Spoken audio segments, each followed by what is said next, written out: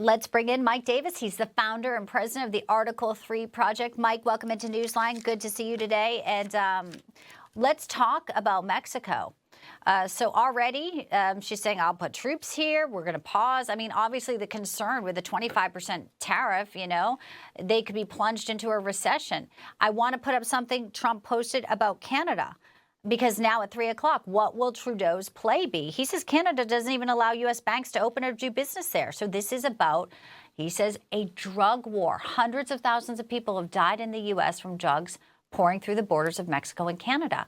Speaking with him again at 3 p.m. How can Trudeau get around that fact, Mike?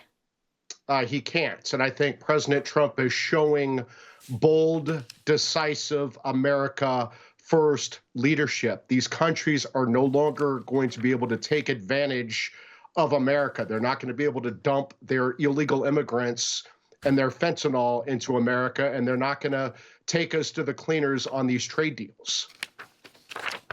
Yeah, to be clear, Canada may be hit hard because 75% of its exports go to the U.S., while only about 13% of American exports go to Canada.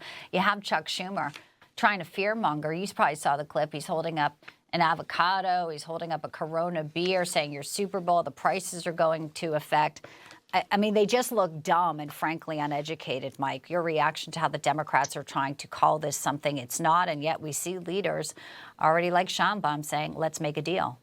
Look what President Trump has been able to accomplish in just a couple weeks in office. We have illegal immigration, which was at full blast under President Joe Biden, is down to just a trickle. And you have these countries like Canada and Mexico that have been taking advantage of America for the last 4 years are actually at the table. You have the Mexican president putting Mexican troops on their northern border with America. That is because of President Trump's bold, decisive, America first leadership. Yeah, and the decisiveness continues over at the FBI. He is telling the officials they will need to resign or be fired. They also have this questionnaire, Mike. By 3 o'clock today, what was your role in January 6th? That's not sitting well with some over at the FBI. What's your read on how this is going to play out today?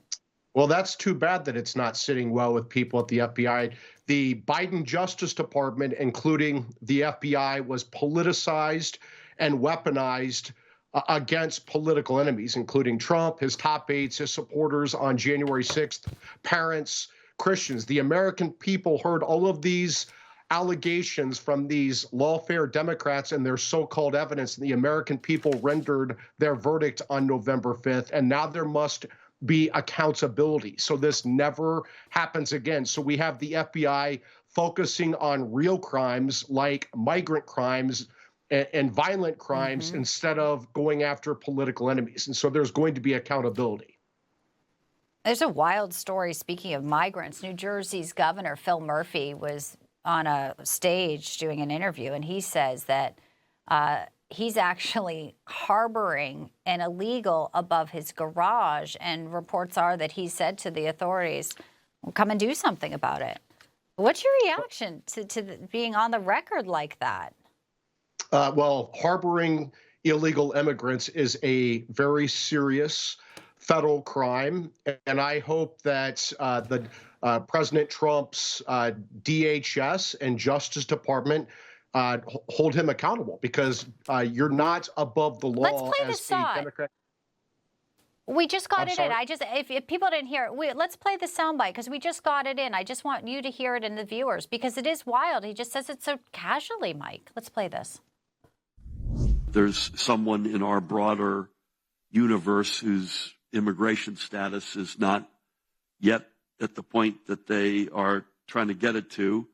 And we said, you know what, let's have her live at our house above our garage. And good luck to the feds coming in to try to get her. Good luck.